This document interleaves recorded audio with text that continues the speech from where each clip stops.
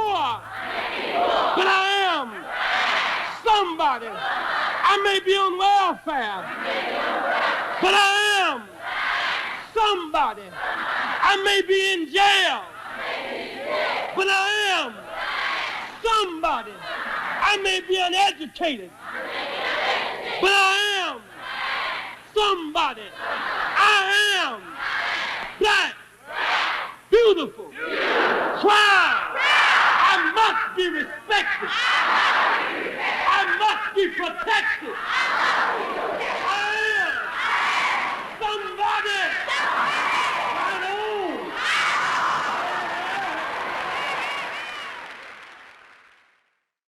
I too know suffering. My great-grandfather was the sheriff of Greenville County who raped my great-grandmother. And of that relationship, my grandmother, who was stolen from the plantation by my grandfather. And then my father came out of that relationship. I know suffering. I was born to a teenage mother who was born to a teenage mother. July 17, 1960, I went to jail in Greenville, South Carolina, trying to use a library. July 17, 1984, I was speaking before the Democratic Convention in San Francisco without the aid of government sponsorship. Is it enough to have paved the way for another black person to be president someday who won't be you? Would you be satisfied with that? Oh, I would be. At 50, I need not be, because I'm young enough to do it myself. But whenever I see these barriers knocked down, in part because of our work, it's always gratifying. Last time at the height of the Persian Gulf War, and Colin Powell had immense visibility in the country, and some would say, we want Colin Powell, we want Bill Gray, who was chair of the Budget Committee at that time, number 3 from Speaker of the House in the Congress. We want Doug Wilder.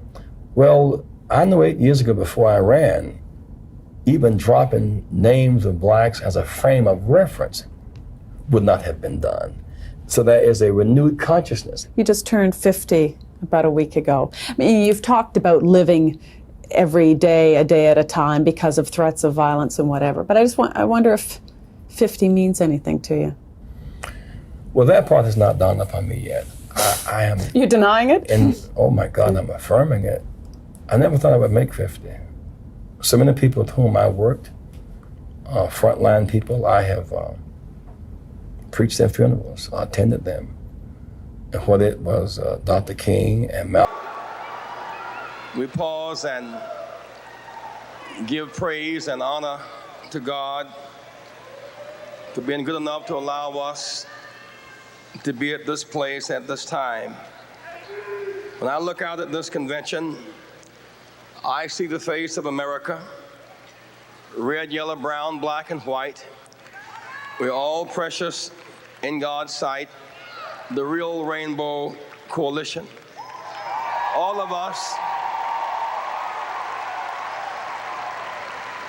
us who are here think that we are seated, but we're really standing on someone's shoulders.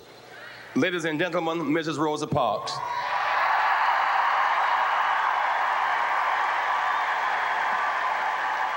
The mother of the Civil Rights Movement.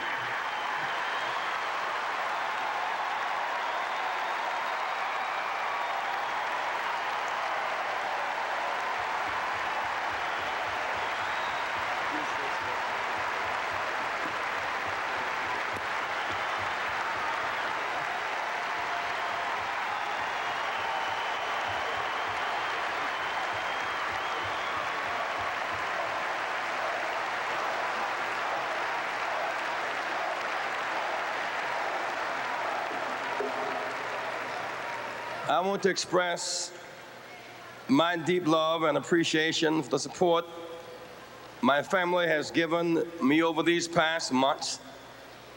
They have endured pain, anxiety, threat, and fear, but they have been strengthened and made secure by our faith in God, in America, and in you. Your love has protected us and made us strong. To my wife, Jackie, the foundation of our family. To our 5 children whom you met tonight. To my mother, Mrs. Helen Jackson, who is present tonight. And to our grandmother, Mrs. Matilda Burns. my brother Chuck and his family, my mother-in-law, Mrs. Gertrude Brown, who just last month at age 61 graduated from Hampton Institute, a marvelous achievement.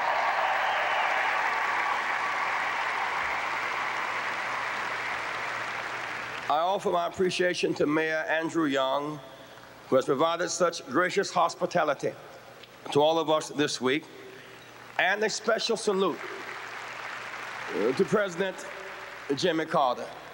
President Carter,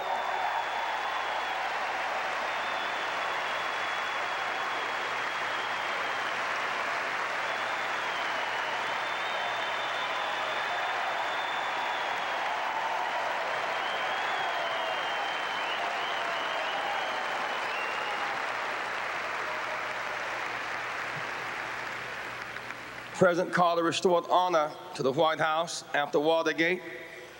He gave many of us a special opportunity to grow.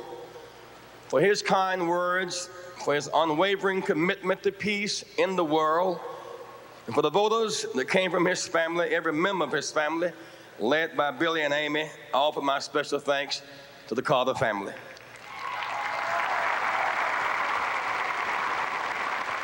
The privilege to stand here before you has been won in my lifetime by the blood and the sweat of the innocent.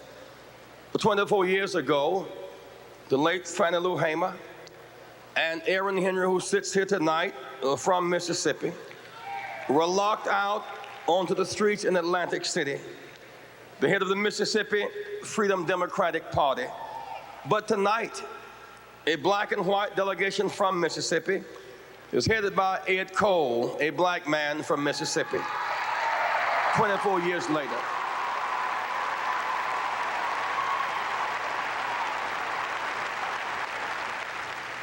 Many were lost in the struggle for the right to vote. Jimmy Lee Jackson, a young student, gave his life. Vala Luizzo, a white mother from Detroit, called nigger lover and brains blown out at point-blank range. Surrounded Goodman and Cheney, two Jews and a black, found in a common grave, bodies riddled with bullets in Mississippi. The four darling little girls in a church in Birmingham, Alabama, they died that we might have a right to live. Dr. Martin Luther King, Jr., for those who will come after, as a tribute to the endurance, the patience, the courage of our forefathers and mothers, as an assurance that their prayers are being answered, that their work has not been in vain, and the hope is eternal. Tomorrow night, my name will go in nomination for the presidency of the United States of America.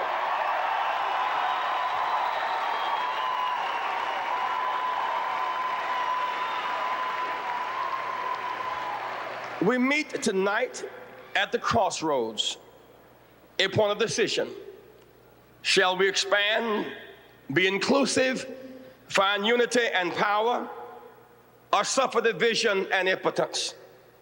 We come to Atlanta, the cradle of the old South, the crucible of the new South. Tonight there is a sense of celebration because we are moved, fundamentally moved from racial battlegrounds by law to economic common ground. The moral challenge to move to higher ground, common ground. Think of Jerusalem, the intersection where many trails met, a small village that became the birthplace for three great religions, Judaism, Christianity, and Islam. Why was this village so blessed? Because it provided a crossroads where different people met, different cultures, different civilizations could meet and find common ground. When people come together, flowers always flourish. The air is rich with the aroma of a new spring. Take New York, the dynamic metropolis.